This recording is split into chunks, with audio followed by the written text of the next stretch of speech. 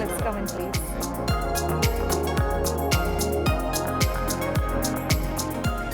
So যেমনটা আপনারা দেখতে পাচ্ছেন আজকের আমাদের গেস্ট, ওনার কোনো পরিচিতির প্রয়োজন নেই, তারপরও বলি the songwriter, the singer, the living legend of Bangladesh, none other than Shafin Ahmed ভাই। ফিরোজা বেগম এবং কমল দাশগুপ্ত, ওনাদের এই দুই কিংবদন্তির ঘরে আপনার জন্ম। শৈশবকালের কৈশোরের যদি গল্প জানতে চাই। ছোটকালে আব্বার কাছে কিছুটা বেশি শেখার সুযোগ হয়নি, অল্প কিছু শিখেছিলাম, কিছু উচ্চাঙ্গ সঙ্গীত, কিছু তবলা, রিদম টেদম, এগুলিতে উনি খুব ভালো তবলা বাজাতেন। তো এগুলি ফান্ডামেন্টাল হিসাবে খুব জরুরি এবং কাজে লেগেছে। তারপরে মার কাছে নজরুল সঙ্গীত শিখেছি, আব্বার সুর করা পুরনো আধুনিক গানগুলি শিখেছি খুব অল্প বয়সে, টিনেজ বয়সে। রাস্তায় মার্বল খেলা থেকে শুরু করে লাটিম খেলা, তারপর ডাঙ্গুলি, এগুলি মানে বড় খেলার দিকে যাওয়ার আগে। পরে তো ক্রিকেট খেলতাম, স্কুলে ফুটবল ক্রিকেট দুটোই হয়েছে, অ্যাথলেটিক্সও ছিলাম। কিন্তু পরবর্তীতে যেটা হলো, স্কুল যখন শেষ করছি 16-17 বছরের দিকে, বাসায় তারও আগে থেকে কিছু ইংলিশ রেকর্ড আসছিল, কিন্তু আমাদের ফ্রেন্ড সার্কেল থেকে সবাই মিলে আমরা যে রেকর্ডগুলি বাসায় আসছিল, যা শুনছিলাম, সেগুলি ওয়েস্টার্ন রক মিউজিক। তো খুব ফ্যাসিনেটেড হলাম ওই টাইমে, কারণ বয়সের সাথেও কিন্তু রক মিউজিকের একটা সম্পৃক্ততা হয়। তো স্কুল টাইম থেকেই ওই ফ্রেন্ডসদের মধ্যে গান গাওয়ার একটা, সবাই জটলা করে আমার থেকে গান শুনবে, বিল্ডিংয়ের পিছনে লুকিয়ে লুকিয়ে সিগারেট খাওয়া, তারপর গান করা, এমনও টাইম আসতো যে মানে বাসায় যেতে ইচ্ছা করতো না। আপনার মা কিন্তু আপনার গানের জগতে আসাটা পছন্দ করতেন না, এমন কিছু কি ছিল? সিরিয়াসলি করতে অতটা তারা উৎসাহী ছিলেন না, কিন্তু যা করেছি সেটা করতে কোনো সময় বাধা দেননি। ছোটোখাটো গিটার একটা দুটো করে বাসায় আসলো, বাসায় ড্রাম সেট আসলো, অ্যান্ড দেন ফ্রেন্ডসদেরকে নিয়ে বসে যে গানগুলি শুনছিলাম রেকর্ডে, ইংলিশ ওয়েস্টার্ন মিউজিক, সেইগুলি বাজানোর চেষ্টা করা, রেকর্ড ছেড়ে জোরে চিৎকার করে দরজা বন্ধ করে গান গাওয়া। Deep Purple, Pink Floyd, Led Zeppelin, Beatles definitely, Rolling Stones, Who ইত্যাদি, এই ব্যান্ডগুলি all are powerful rock bands. তো এদের ইমেজ যে দেখতাম কাভারে, এলপির কাভারে, কাপড় জামার যে image, long hair and everything, এইটাই কিন্তু অনেক অ্যাট্রাক্ট টিনেজ করতো। বয়সে ওইটা একটা ইমপ্রেশন রাখে। তখন অ্যালবামের কাভারে রক ব্যান্ডদেরকে দেখছি এরকম সেরকম, জিন্স কাটতাম, রিপড জিন্স। ইয়েস, রিপ জিন্স। সেখান থেকে ভাইয়া আজকে শাফিন ভাই আমাদের তরুণদের স্টাইল আইকন বললে ভুল হবে না। এটা অনেকটা আবার মার থেকেও পেয়েছি। মা অলওয়েজ এত প্রেজেন্টেবল ছিলেন এবং নিজেকে যে এত স্টাইলিশভাবে উপস্থাপন করতেন, আমার মনে হয় তার কিছুটা হয়তো ওয়াচ করে হোক বা জেনেটিক্যালি ওই ফিলিংটা, ওই টেস্টটা হয়তো ডেভেলপ করে গেছিলো অনেক অল্প বয়স থেকে। বাংলাদেশের বিটলস যদি মাইলস বলি তাহলে ভুল হবে না। তো ভাইয়া মাইলসের যাত্রার কথা যদি বলি, এর আগে কি করেছেন, নাকি শুরুটাই হয়েছে মাইলস না, দিয়ে? শুরু মাইলস দিয়ে না। প্রথম রেকগনাইজড ব্যান্ড হিসাবে বলার মতো হচ্ছে বারক নামে একটা ব্যান্ড ছিল, আমি, হামিন, কমল, শাহিদুল অন ড্রামস। তো এই বারক ব্যান্ডটা সবই কাভার সংস, বাংলা তখনও শুরু হয়নি। এই নিয়ে আমরা হোটেল ইন্টারকন্টিনেন্টালে বাজালাম কিছুদিন। 1979-এ মাইলস, তোমার যেটা জিজ্ঞেস করছিলে, মাইলসটা গঠন হলো। ফরিদ ছিল লাইটনিংস ব্যান্ডের, চিটাগং বেসড একটা ব্যান্ড ছিল। He thought of forming the band Miles, তার উদ্যোগে মাইলসটা গঠন হলো আর কি। এবং কিছুদিন পরেই আমাকে এবং হামিনকে আসতে বললো, জয়েন করতে বললো। So we joined as one of the early members of একদম মাইলস। শুরুর দিক থেকে। তারপর প্রথম ক্যাসেট বা অ্যালবাম বের করলাম না 1982-তে। পরবর্তীতে 91-এর দিকের থেকে শুরু করে বাংলা অ্যালবাম করতে শুরু করলাম। মানে এর আগ পর্যন্ত বেশ কিছু বছর শুধু ইংলিশ গান কভার শুধু করা ইংলিশ হতো। কাভার্সই করতাম এবং অ্যালবামও যা বের করেছি সেগুলো ইংলিশ কাভার্স এবং ইংলিশ অরিজিনাল, ইংলিশ কিছু অরিজিনাল। হ্যাঁ, অ্যাট দ্যাট টাইম প্রথম শো করলাম বিটিভিতে একটা ইনস্ট্রুমেন্টাল মিউজিকের। এটা ছিল মাইলসের প্রথম পাবলিক অ্যাপিয়ারেন্স। করার পরে প্রথম কনসার্টের সুযোগ আসলো আউটডোর, এইবার really facing the public for the first time. সেটা হলো শিল্পকলা একাডেমির ওপেন একটা প্লেস ছিল। It was a huge response. Sound check করে বেরোনোর সময় দেখি লম্বা লাইন, শিল্পকলার জায়গা হলো সেগুন বাগিচা। এই রোড থেকে কিউ করে সুন্দর করে লাইন করে দাঁড়ানো, up to the main road পর্যন্ত ঢুকছে এক এক করে। কোনো ধাক্কাধাক্কি না, কোনো মারামারি না, কোনো দেয়াল টপকে ঢোকার চেষ্টা না। খুব অর্গানাইজড ওয়েতে ঢুকছে, সেই শোটা ওয়াজ মেমোরেবল। তো হোটেল ক্যালিফোর্নিয়ার যে লিডটা, ভেরি ফেমাস গিটার পিস,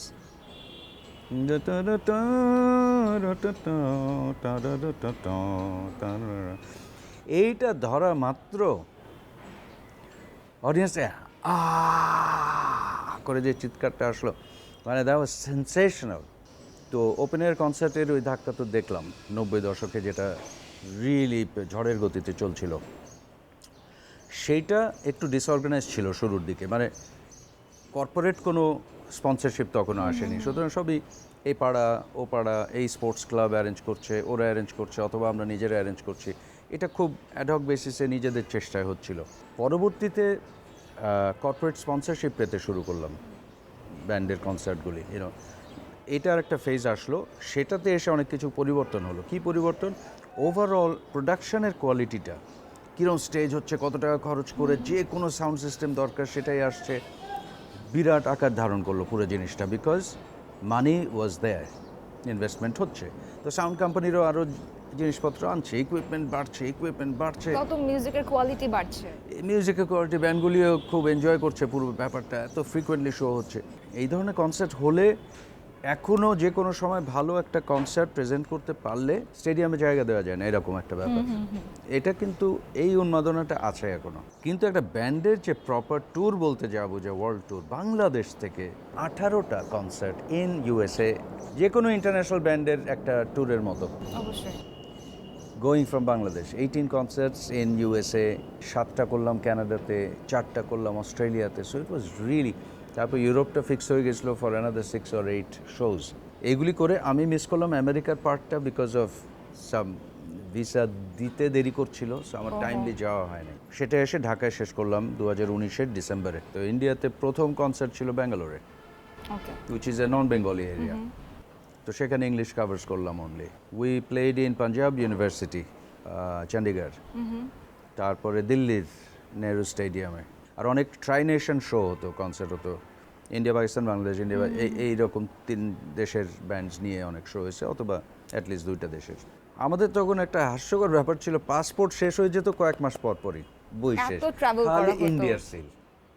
এত ফ্রিকুয়েন্টলি, মাসে 4বারও গেছি। এই এসে পৌঁছালাম, আবার যেতে হবে কাল, ডিফারেন্ট সিটিজে।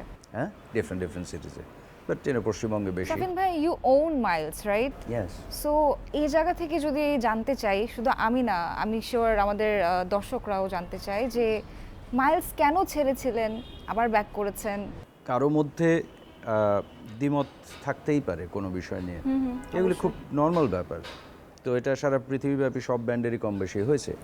লং টাইম যখন চলো তুমি, মানে 40 ইয়ার্স তো ইয়ার রানিং, এবং 5 জন একসাথে কাজ করছে, প্রবলেম তো কিছু দেখা দিতেই পারে। মাইলস আমি কোনো সময় ছেড়ে দেইনি, এটা সরে থাকা, কিন্তু আবার সমস্যার সমাধান করে আবার একসাথে বাজানো, এই আর কি ব্যাপারটা। তখন আপনি রিদম অফ লাইফ নামে একটা ব্যান্ড, সোলো ব্যান্ড আপনি ক্রিয়েট করেন। Yes, I have so many things to do musically.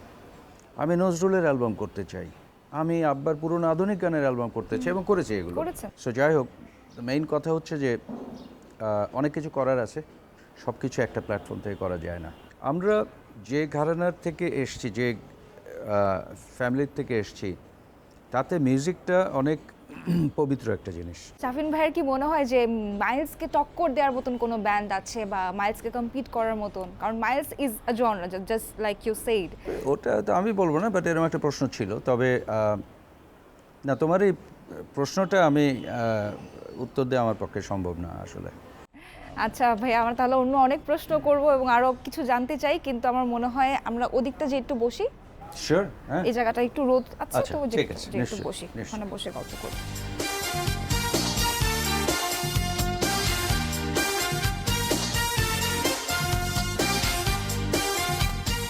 তো ভাইয়া, মাইলসের প্রত্যেকটা অ্যালবামের নাম প্রো দিয়ে শুরু। এটা ওইভাবেই কোনো প্ল্যান করে করা হয়নি, ভক্তদের কে কমিট করার সূত্র ধরেই প্রথম অ্যালবামটার নাম দিলাম প্রতিশ্রুতি, আচ্ছা, একটা কথা দেওয়ার মতো। বাংলায় গান করব এই এই প্রতিশ্রুতি থেকে প্রতিশ্রুতি নিয়ে প্রতিশ্রুতি। প্রথম অ্যালবামের নাম প্রতিশ্রুতি। ওকে। এখন প্রথম অ্যালবাম করে এমন রেসপন্স পেলাম, এমন সাড়া জাগানো কিছু গান, চাঁদ তারা সূর্য নাও তুমি ছিল, ওটার মধ্যে প্রথম প্রেমের মতো ছিল, দরদিয়া ছিল, সুপ্ত বাসনা ছিল। পরবর্তী অ্যালবামে কাজ যখন করতে গেলাম, তখন সেই সেইটা ধরে রাখা বা এগিয়ে নিয়ে যাওয়ার প্রত্যাশা নিয়েই কিন্তু পরবর্তী অ্যালবামের নাম প্রত্যাশা। প্রত্যাশা দেখা গেল প্রতিশ্রুতির থেকে আরও বড় অ্যালবাম হয়ে গেল। মানে 12টা গানের মধ্যে 12টা গানই মানুষের পছন্দ, এরকম খুব রেয়ার একটা ব্যাপার। এবং এই যে সফলতা দুটো অ্যালবামে যে দেখলাম, সেইটা ধরে রাখার প্রত্যয় নিয়েই তৃতীয় অ্যালবামের নাম প্রত্যয়ও সাকসেসফুল অ্যালবাম। তারপরে সেই ধারাবাহিকতা ধরে রাখার জন্য প্রবাহমান একটা জিনিস যেন চলতে থাকে, সেটার জন্য মানে আমাদের বাংলা ভাষায় প্রো দিয়ে যত শব্দ সব ব্যবহার হয়েছে, যা বলতে চাই সব আছে। এক সাইডে একটা গান আর এক সাইডে আর একটা গান, সিঙ্গলের মতো বের করা। দুটো অ্যালবামের মধ্যে যে সময়টা লাগে, অনেক সময় লাগে, ওই সময়ের মধ্যে ছোট একটা কিছু বের করার চেষ্টা। তো আইডিয়াটা যেহেতু সম্পূর্ণ নতুন ছিল, নতুন আইডিয়া, এর চেষ্টা করছি, সেই চেষ্টার সূত্র ধরে প্রয়াস। তারপর প্রতিধ্বনি, আমাদের কাজ যেন আরও প্রতিধ্বনিত হতে থাকে। তারপর প্রতিচ্ছবি, এত বছর পরে নিজেদের রিফ্লেকশনটা নিজের একটু দেখতে চাচ্ছি যে what have we done so far, এবং নিজেদের দিকে ফিরে তাকানোর একটা সময়, সেটার সূত্র ধরে কি প্রতিচ্ছবি। সুন্দর মিলে গেছে বিষয়টা একদম। সময়ের সাথে বাবার কাছ থেকে উচ্চাঙ্গ সঙ্গীত শিখেছেন, কিন্তু নিজে আপনি রক জনারটা বেছে নিয়েছেন। আপনার ছেলেকে আপনি কিভাবে গাইড করছেন? যার স্টেজ নেম হচ্ছে অজি, ও বড় যখন হচ্ছে, বড় হতে হতে ও খুব কুইকলি কিছু মিউজিকের মধ্যে দিয়ে লিসনিংয়ের ব্যাপারে মেটাল টেটাল হয়ে টয়ে ফাইনালি সে হিপ হপের দিকে আটকে লক হয়ে গেল। এদের র্যাপ শুনলে এটা ওয়ার্ল্ডের যে কোনো র্যাপারের মতোই মনে হবে। যখন দেখলাম যে seriously he wants to do it, তখন আমি আছি সাথে। মানে মিউজিক ছাড়া কি অন্য কোনো জায়গায় কাজ করা হয়েছে মিডিয়াতে আমি কিছু উপস্থাপনও করেছি বিভিন্ন টিভি চ্যানেলে। এর বাইরে নাটকের প্রস্তাব আসতো সব সময়, কিন্তু এটা আমার কাছে কোনো সময় নিজের একটা কমফোর্টেবল জায়গা মনে হয়নি, যার কারণে আমি ওটার মধ্যে ঢুকিনি। 1, 2 নম্বর হচ্ছে যে গান নিয়ে এত ব্যস্ত অলওয়েজ ছিলাম, এখনও আছি, যে আমার মনে হয়নি যে আমি এটার জন্য সময় দিতে পারবো। বাংলাদেশের মিউজিক জগতের যদি লেজেন্ড বলি আপনাকে, তো সেই ক্ষেত্রে যদিও এই শব্দটা আমার খুব একটা পছন্দ না। এক্স্যাক্টলি এই পয়েন্টে আসতে চাচ্ছিলাম। এই শব্দটা পছন্দ না শাফিন ভাই, এই শব্দের শিরোনামে আপনি গান করেছেন। পুরো গানটাই একটা সার্কাজম। বর্তমান সময়ের এই সঙ্গীতের জগতের অস্থিরতার কথাই বলা আছে, এবং এই যে সবাই লেজেন্ড, এইটাকেই সার্কাস্টিকভাবে তুলে ধরা হয়েছে গানটার মধ্যে। এবং গান বলতে যে আজকাল শুধু ভিউজের সংখ্যা কাউন্ট করা হয়, কয়টা লাইক এসছে, কয়টা ভিউ হয়েছে, এই দিয়ে যে বিচার হচ্ছে, এটাও খুবই ভুল একটা জিনিস। এখানে কমল দাশগুপ্ত, ফিরোজা বেগম লেজেন্ড, আমি লেজেন্ড না। মাঝখানে রাজনীতিতেও খুব বেশি ইন্টারেস্টেড ছিলেন। দেশের জন্য কিছু করতে পারার ইচ্ছাটা ছিল এবং আছে, বেশ প্রবল একটা ইচ্ছা। এবং বাংলাদেশকে নিয়ে আমরা যে স্বপ্ন দেখি, সেই স্বপ্ন বাস্তবায়ন করতে একটা মডার্ন বাংলাদেশ, বর্তমান সময় উপযোগী একটা দেশ যেভাবে পরিচালনা হওয়া দরকার, সেইটার একটা স্বপ্ন দেখি বলেই যখন সুযোগ বা সময় আসবে আমি প্রস্তুত আছি। কোনো অপূর্ণতা কি রয়ে গেছে? এত মানুষ গান শোনে, পছন্দ করে, তাহলে শিল্পীরা আর্থিকভাবে সচ্ছল হতে পারে না কেন? যেটার একটা সলিউশন আমি দেখে যেতে চাই। শাফিন ভাই, আমরা যদি আপনাদের সময়কার, আপনাদের জেনারেশনের মিউজিকের কথা বলি, তখন কিন্তু এত ওপেন প্ল্যাটফর্ম ছিল না। এই জেনারেশনে যারা মিউজিক করছে, তারা কি কোনো অংশে চর্চায় কমতি থাকছে, বা তারা যেভাবে ফেমটা পাচ্ছে, এটা কি খুব সহজলভ্য হয়ে যাচ্ছে? আমরা যখন বাংলা গান করতে শুরু করলাম, তখন চ্যানেল বলতে ছিল একটা, বিটিভি। FM চ্যানেল ছিল না, ওকে, ইউটিউব ছিল না। খুব সিম্পল প্রশ্ন, তাহলে গানগুলি সারা দেশের মানুষের কাছে কিভাবে পৌঁছালো? এখন তো ঘর থেকে বেরোতেই হচ্ছে না, সবই তো ইন্টারনেটে আছে। এখন কেউ কিন্তু কালেকশন করে না মিউজিক, এখন স্ট্রিমিং করে। মানুষ অনেক দ্রুত চলে, এখন কোনো কিছু নিয়ে ধরে থাকার আর সময় নেই। আমি সহজেই মিউজিশিয়ানদের দোষ দেব না, এখানে কিন্তু বুঝতে হবে যে লাইফস্টাইলে বিশাল পরিবর্তন এসছে। ঘরে ঘরে স্টুডিও, সবাই সহজেই রেকর্ড করতে পারছে, বের করতে পারছে, কিন্তু গানগুলি ভালো না হলে কোনো টেকনোলজি দিয়ে কিছু হবে না। সো যতক্ষণ না সেরকম গান হবে, ততক্ষণ মানুষের কাছে পৌঁছানো খুব মুশকিল। কিন্তু এরকম গান যে হচ্ছে না তা না, তবে সংখ্যায় কম। ফিটনেসটা অবশ্যই মেনটেন করা হয়, ইউ লুক ফিট। অল্প বয়স থেকেই এক্সারসাইজ করার একটা অভ্যেস ছিল বাসায়, ফ্রি হ্যান্ড এক্সারসাইজ, কোনো টুলস ইকুইপমেন্ট ছাড়া। এটা প্রায় 18 বছর বয়স থেকেই করতাম, মাসল বিল্ড করার জন্য না, but to stay in shape. এই জিনিসটা এখনও মেনটেন করি। আমি চেষ্টা করি দিনের শুরুতে নিজেকে অ্যাটলিস্ট নিজের জন্য 1 ঘন্টা দেওয়া, এবং ডায়েটের ব্যাপারে আই এম ভেরি কশাস যে ডায়েট কি খাচ্ছি। ফুড কিন্তু সর্বনাশ করতে পারে, এই যে ফুড আসছে সামনে। আবার food is here, ফুডকে yes. সঠিকভাবে ইউজ করলে তোমার সঠিকভাবে নিজের হেলথটা মেনটেন করা যায়। লাস্ট একটা প্রশ্ন দিয়ে আজকের শোটা শেষ করব, সেটা হচ্ছে অনেক বড় একটা জায়গা জুড়ে হচ্ছে মাইলস। কোন গানটাকে আপনি বলবেন যে আমার মানে বেস্ট সং? প্রথম প্রেমের মতো। মিউজিক যারা বোঝে তাদের কাছে এটা খুব পছন্দের একটা গান, কারণ গানটার মধ্যে ওই ব্যাপারগুলি আছে, একটা রিচনেস আছে। কিন্তু আমাদের বাসায় এক সময় কাজ করতে এসেছিল একটা মহিলা, কাজ করতে আসতো। তো ঘর মুছতে মুছতে একদিন শি ওয়াজ হামিং প্রথম প্রেমের মতো। ওকে, এখন বাংলাদেশের এই জন্য বললাম যে বাঙালি যে কীভাবে গান পাগল মানুষ, সে থাকে এক বস্তিতে, পরে কার বাসায় করছে এটা সে কিন্তু তখনও বোঝে নাই। আমার মা তখন জীবিত, মা তখন কাজের শেষের পরে একদিন জিজ্ঞেস করলো, এই গান কোথায় শিখলে? তারপর তার এক ঘরে থাকে, কোনো বস্তিতে একটা ঘরে থাকে, টিনের চালার একটা ঘরে থাকে, আর কিছু না থাকুক একটা ক্যাসেট প্লেয়ার আছে, ক্যাসেট প্লেয়ারে আর কিছু না থাকুক মাইলসের ক্যাসেট আছে। My goodness. সেখান থেকে সে কোন গানটা পিক করেছে? প্রথম প্রেমের মতো।